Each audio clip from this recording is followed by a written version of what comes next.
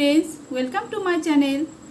तो बंधुरा आज के मैं अपने सामने शेयर करब चाना मशलार एक रेसिपि। तो चलुन बंधुरा और बेशी देरी नय, एबार रेसिपिटी बानाते आमरा शुरू करे दी। तो एखाने आमि एकटा कड़ाई बसिए दिएछि, ओर मধ্যে आमि दिए देब এই যে দুটো এলাচ আর একটু দারচিনি আর দেব একটু গোলমরিচ, দেব আমি একটুখানি বড় চামচের এক চামচের মতো গোটা জিরে। তো এগুলোকে আমি শুকনো খোলায় একটুখানি ভেজে নেব, একটু লাল লাল করে ভাজবো। তো এগুলো আমার ভাজা হয়ে গেছে। তো এগুলোকে আমি এবার একটা মিক্সিং জারে নামিয়ে নেব। এটা নামিয়ে আমি গুঁড়ো করে ফিরে আসছি। তো ওই কড়াইয়ের মধ্যে আমি দিয়ে দেবো আমি একটু সরষের তেল,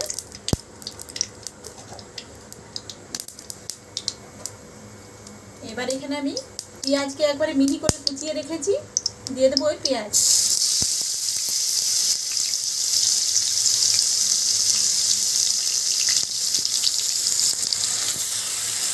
পেঁয়াজটাকেও আমি একটু লাল করে ভাজবো।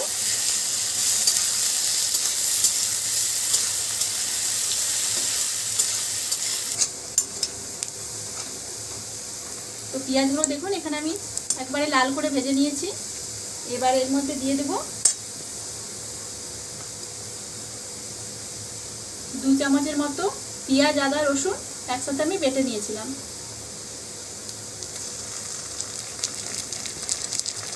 বড় চামচের 2 চামচের মতো দিয়ে দিলাম। এবার দিব আমি জিরের গুঁড়ো, লঙ্কার গুঁড়ো আর হলুদের গুঁড়ো।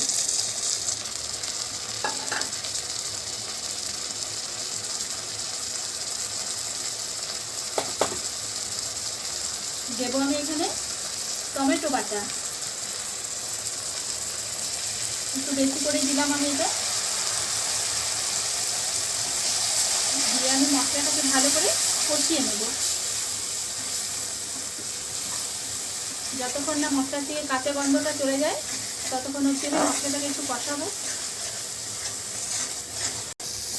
তো মশলাটাকে আমি অনেকক্ষণ ধরেই কষিয়ে নিয়েছি। এই সময় নিয়ে মশলাটাকে কষাতে হবে ভালো করে। তো এবার এর মধ্যে আমি দিয়ে দেব স্বাদ মতো একটু নুন।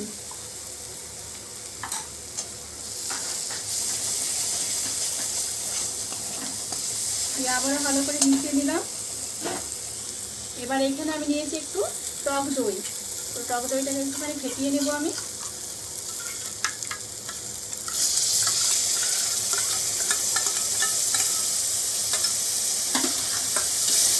আবার ওইটাকে মশলার সাথে ভালো করে কষিয়ে নেব।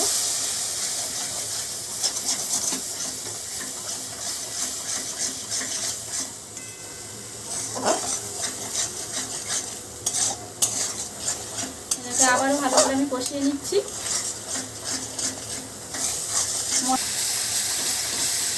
মশলাটাকে আমি ভালো করে কষিয়ে নিয়েছি।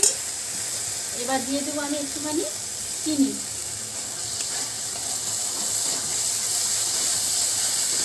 চিনিটা দিয়ে ভালো করে আমি কষিয়ে নিব।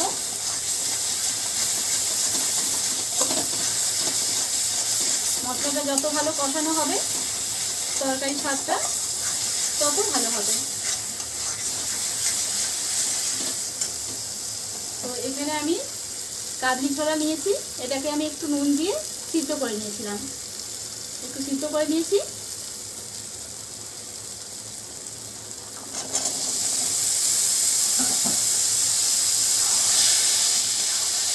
এটাকে আমি এর সাথে আরও একটু সময় কষিয়ে নেব।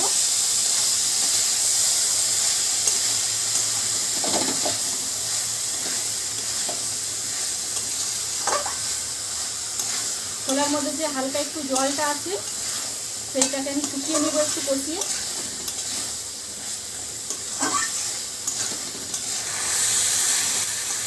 তো দেখুন এই ছোলাটা আমার কষানো হয়ে গেছে। এবার এর মধ্যে আমি দিয়ে দেবো চা পাতার জল। এখানে একটু চা পাতা দিয়ে আমি জলটা একটু ফুটিয়ে নিয়েছি, সেই লিটারটা আমি এর মধ্যে দিয়ে দেবো।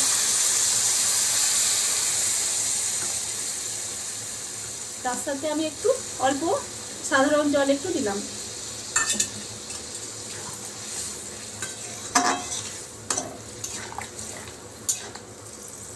দিয়ে এটাকে আমি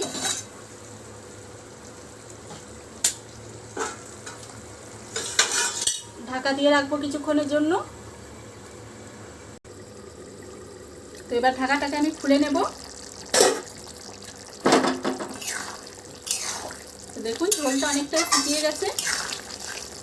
তো এবার আমি দিয়ে দেবো এর মধ্যে এই যে ভাজা মশলাটা, যেটা আমি আগে থেকে তৈরি করে রেখেছিলাম।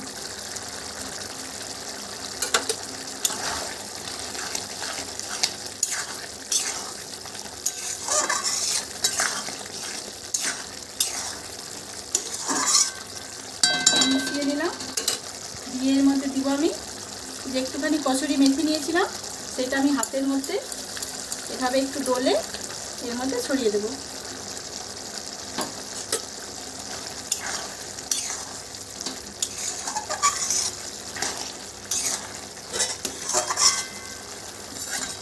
দিয়ে এটাকে মিনিট 2 মতো আমি একটু ঢাকা দিয়ে রাখবো।